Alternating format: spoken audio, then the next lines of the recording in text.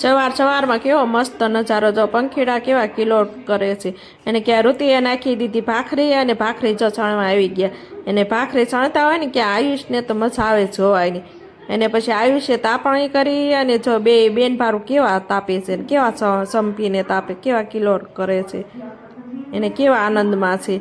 પછી હું પણ તાપવા આવી ગઈ ને તમે પણ તાપવા આવી જાઓ. અને ઠંડીમાં જો શિયાળામાં છે ને તાપણી કરીને તાપવાની બહુ મજા આવી ગઈ.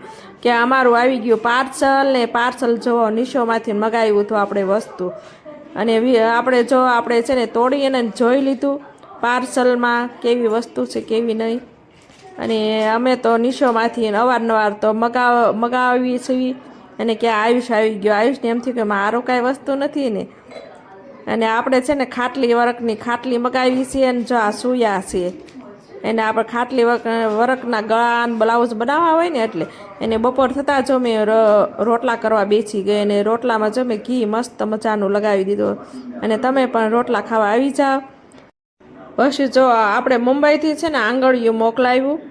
અને આમાં જો આપણે છે ને મુંબઈથી કપડાં સીવવાના આવી ગયા. મુંબઈથી ને આવી ગયું પાર્સલને આપણે જોઈ જઈએ હું વસ્તુ મોકલાવી સીવવા.